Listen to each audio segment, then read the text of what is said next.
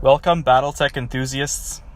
This is another in my series of Battletech tips and strategies for the tactical tabletop game.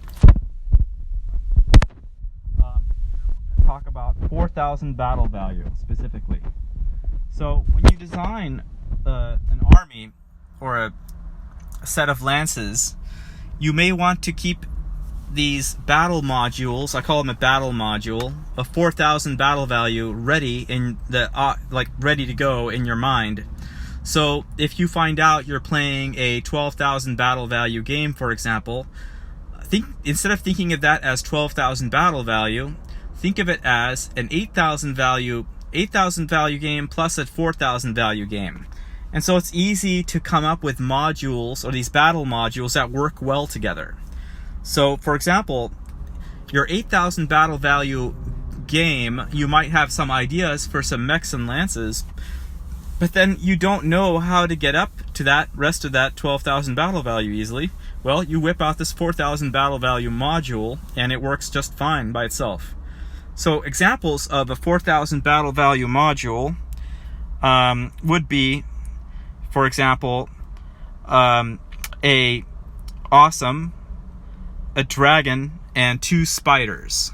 Now these are the dragon is some of it a Kurita mech, and so are spiders. They tend to Kurita likes all these mechs, and in fact in my collection these are Kurita mechs. But you can play them with any faction, of course, if you just paint them appropriately and choose to do so. And this collection of mechs, the awesome is obviously the frontline brawler. The dragon is more of the bodyguard or hunter, but it can also act as a split-off second frontline brawler. And your spiders can either act as spotters or hunters to hunt down really small light mechs, or they can act as bodyguards in case your two bigger mechs split off into 2 mini task groups. The spiders follow along and act as bodyguards, one of them going along with the awesome and the other one going along with the dragon.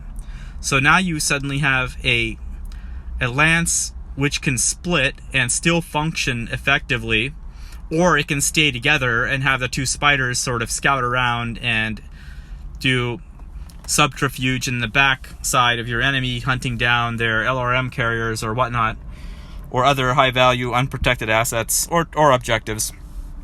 So that's a good 4,000 battle value module. Another 4,000 battle value module that is very nice is 2 demolishers guarding 2 LRM carriers and 1 VTOL helicopter, the Warrior H7.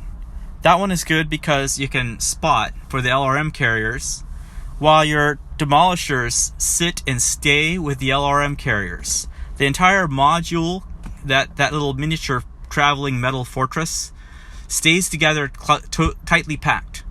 And it can creep along and move along and just demolish and destroy with LRMs anything that comes nearby. So that's a little fortress module. Assuming that vehicles are allowed in your game.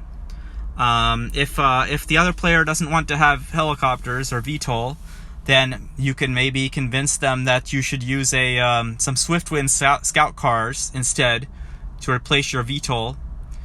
But otherwise, that's a good one. Also, you might replace your warrior with a Karnov transport in case you have some infantry and some other group. You can support that as a Karnov, and you'll still have some spare battle value left over from your 4,000 module to throw into some infantry or some other parts to help out one of your other battle modules to kind of round out your force. Another form of battle, another thing, when you design your battle modules, always compare it to atlases. What if you had just straight up taken only atlases and nothing else? So 4,000 battle value buys you 2 atlases and maybe a little spare change for some infantry or other units. So 2 atlases is pretty powerful. So if you are looking at your mechs that you picked for your battle module and you think, hey, this is not as good as 2 atlases, then you may have messed up your design and you should not use that, and perhaps pick other mechs for your lance. So then try again and build a better 4,000 battle value battle module.